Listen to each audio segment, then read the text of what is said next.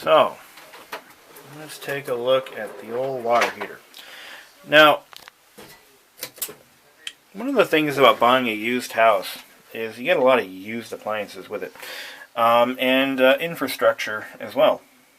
So here's my well-used 30-year-old water heater.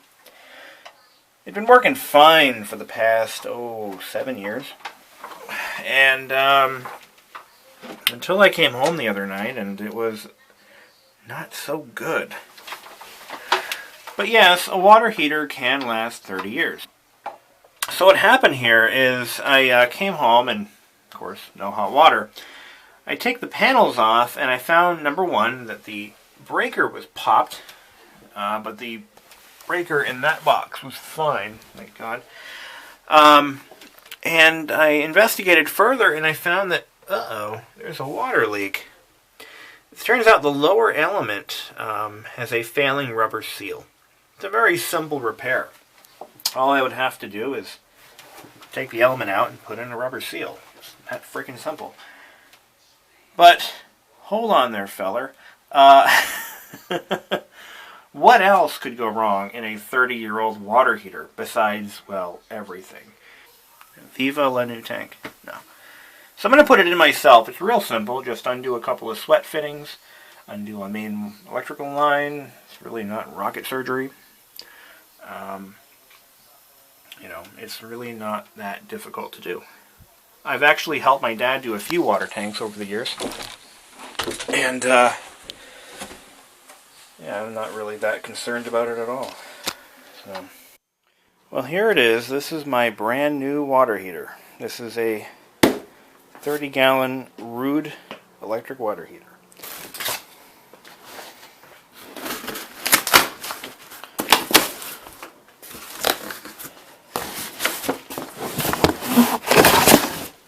Alright, here's the top of the tank. Nice and shiny. Everything clearly marked, hot and cold. Yeah. Comes with a little bit of pipe insulation for a good time. I don't see any hardware at all. I'm just going to break the box down around it. That makes more sense. So here's the new water heater, unpacked, and just giving it a quick little once-over. This is the Rude Achiever Professional Grade. It's a 6-year tank, so it may last up to 30, just like mine did. Probably not, though. It's, pretty nice tank. Nice gray color. I love the finish. Looks just like my old one. I mean, really, what has changed in 30 years? Nothing, really. These little caps, these are supposed to be here. They are actually there's little rubber valves in these. And they, I guess they're like heat traps or something like that. So I gotta start tearing out my old tank. I'm going to start by cooling it down. I'm going to take a shower, kill the power to the tank, and let the tank, I'm going to use the hot water that it's already made, take a quick shower, and that'll help cool the tank down to make removal easier.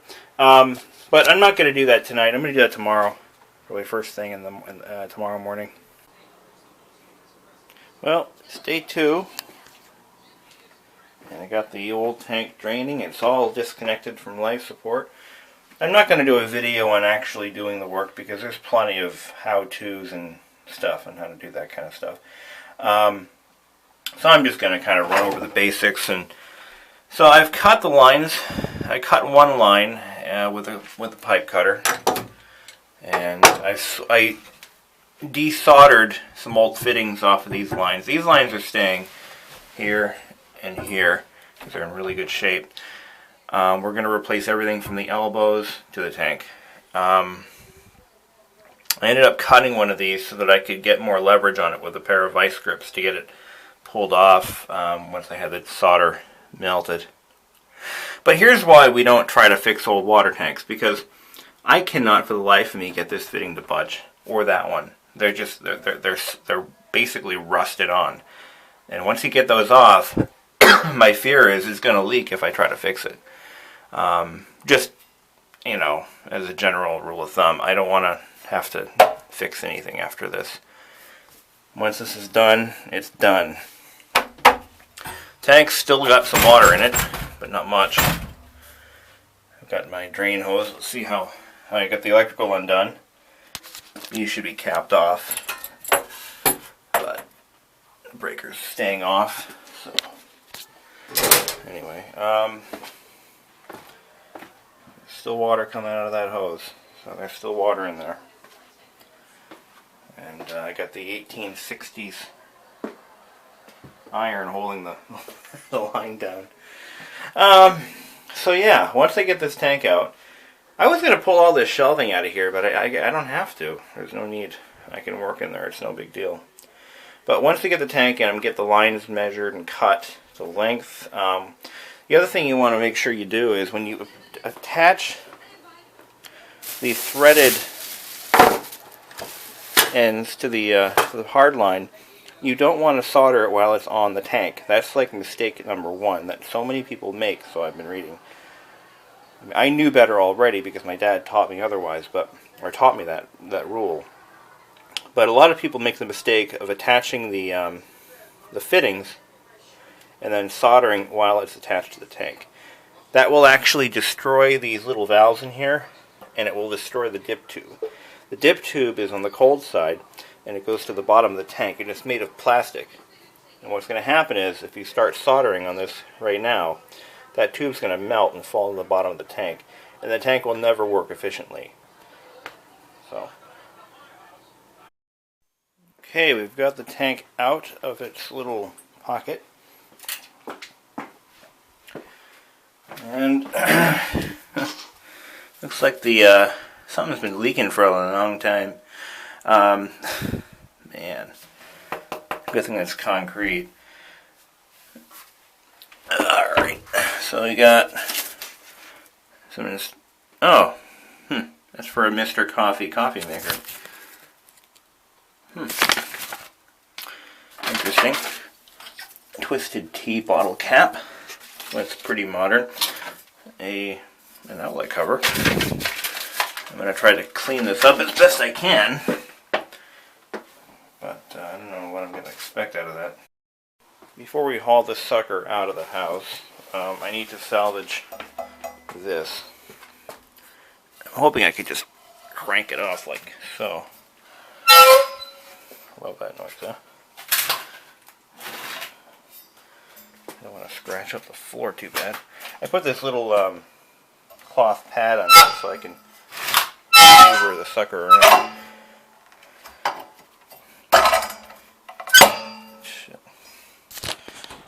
Door, we'll slide it forward.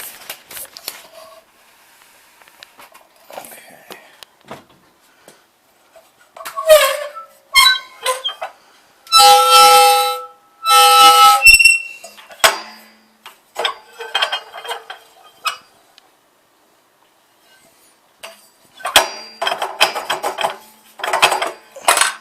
Done.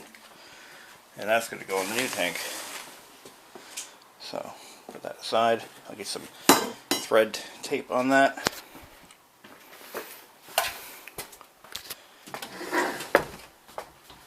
And then we'll just try to break this off. So actually, this makes a great little carrying handle. Still got water in it, but not much. I wanted to take a look at the dip tube, but I don't think it's going to happen. it's rusted in there. Not the dip tube, the anode rod. Alright, I gotta get this sucker out of the door so I can move on with my life. So here's the finished product. You'll notice this pipe is at a slight angle, and that was because I couldn't put in a shorter stem on the hot water line here. That was as short as I could, safely go for the stem length.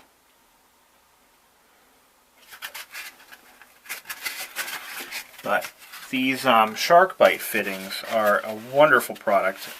They work amazingly well. I've had no leaks so far. I don't anticipate any once everything settles either. Basically all you do is you just press the pipe into the fitting like that. And then once the, if let's say you make a mistake or you want to reuse the fitting elsewhere, you take one of these little plastic rings. I'm going to try to show you on camera here how to do this. All you do is you snap the ring onto the pipe and press down. And that unlocks the pipe. And you can simply pull the fitting clean off.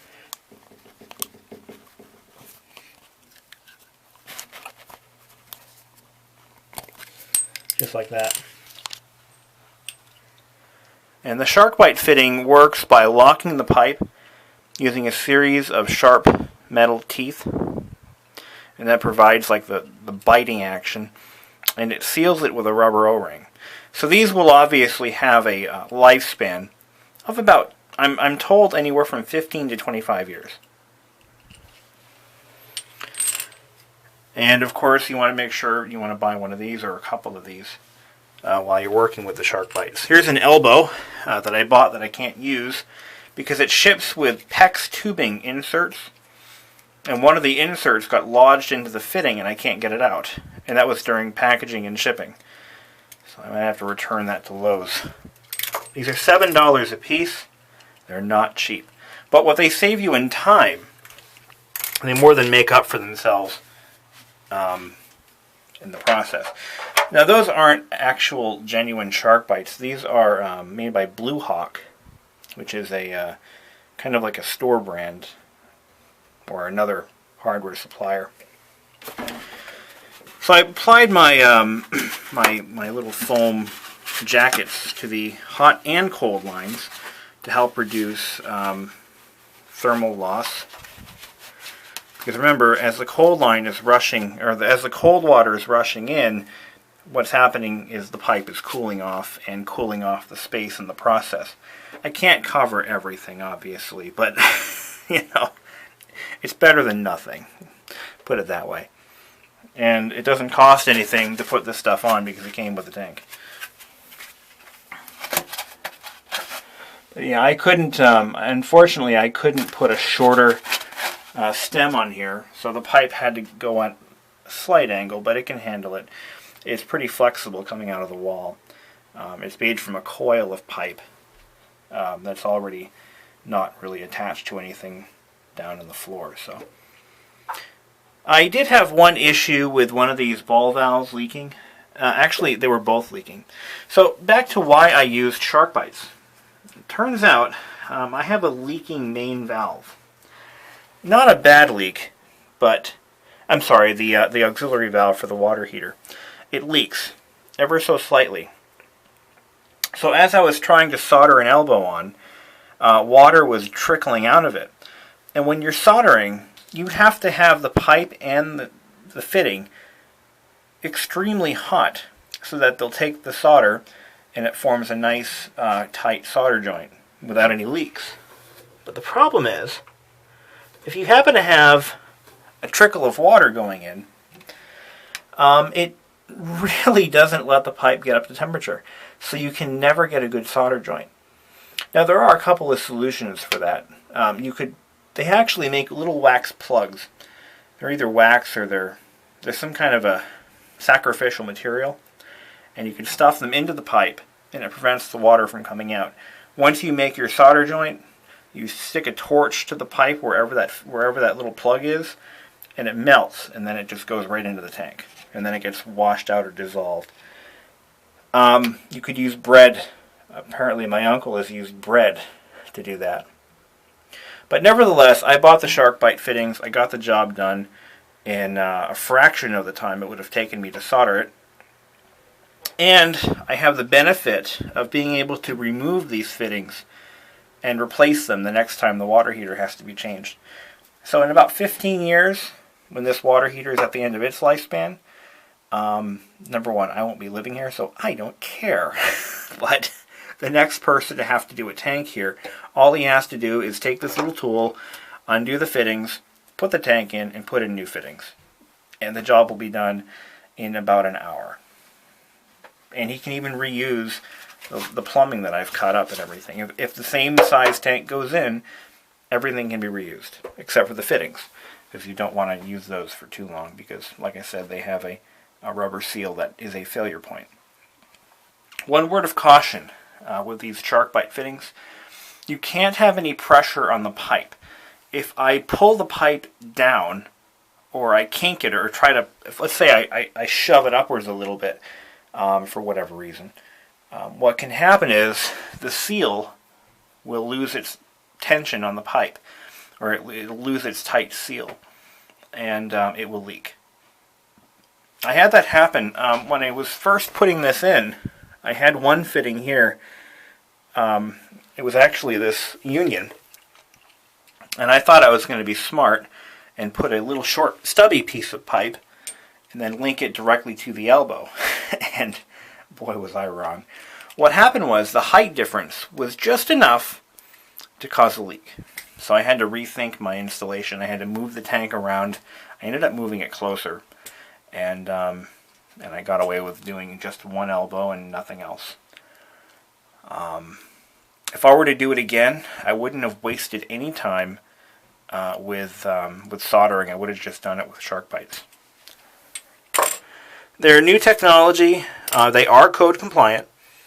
I believe in this area you can't use them inside the wall, so they have to be accessible if they do leak and have to be changed out. Of course, that's just hearsay at this point, but I believe it to be true. You know what I ought to do? Is take a little piece of insulation.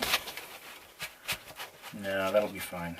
I was thinking of actually putting some insulation between these two to separate the cold and hot lines, but they join up in the floor anyway, so it doesn't matter. I'm just thinking of ways to reduce heat loss. Any way I can think of. But anyway, the job is done. And that's about it. That's all there is to say. I'll just stick that on the TP valve, the thermal and pressure relief valve. You're supposed to insulate the valve itself, as I've done over there, just to prevent any thermal losses from that. And that is how you install a water heater. Real easy. Here's the old one.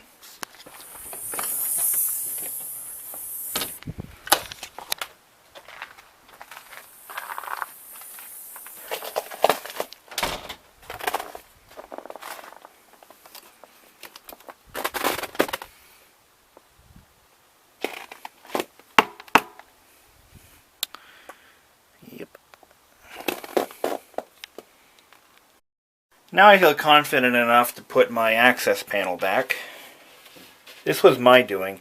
Originally there was no access panel, there was no shelving, this was all open. But I believe that the water heater should be kind of tucked away. If there's ever a problem, this can be removed very easily. If there's an emergency, it can be kicked in. If the water has to be shut off in an emergency, I have no problem kicking it in with my foot roundhouse style and yanking on the valve. If there's a leak, it's going to be evident anyway. I did this because it protects the tank from stuff getting or falling on it, or anything getting in here, like a wild animal or something. Let's say I leave the door open and a squirrel comes in here and tries to hide behind the tank or something crazy like that. But it also gives the closet a nice finished appearance. This is more of a utility closet. And it gives me more storage space. I have a shelf here, and I can store stuff in here without worrying about it falling onto the water heater and causing a leak or something like to that effect. But I only hold it in with 2 screws at the top. Easy to take apart. In fact, when I grew up in a mobile home, the water heater was installed in a very similar manner. It was a 1998 home, and this is just how they install them in mobile homes. They put them in closets, and they cover them with access panels that are screwed in place, much like this one. So I'm not doing anything wrong. But I have the added benefit of living in a place that has a concrete floor, so any leaks don't really cause any damage structurally. And that's pretty good looking too. It's got nice plastic edging on the drywall. Looks great. Adds value. Or not. But that's a project done. I can cross that off my list. Next thing I've got to do is a furnace. I just priced out the new unit. It's going to cost me $1,300. And I have to install it. It's an easy install. A little easier, I think, than the water heater. As long as you seal the lines right. You can't use shark bites on gas lines. That's definitely not legal. But I'll be doing, it's actually iron pipe and threaded fittings. They're real easy to work with. And so I can't wait to get that one done. It's my mop bucket. Put that back in there. I love being able to cross chores like this off the list. The sliding glass door was a big one. And that one saved me a lot of money in the short term so far. I think I've saved about $60 in heating costs just in the past 3 months. So thank God for that. When I get the new furnace, I'll be saving even more money because I won't have a standing pilot. I'm going to buy the exact same furnace with the intermittent ignition or intermittent pilot. It only comes on when it needs it.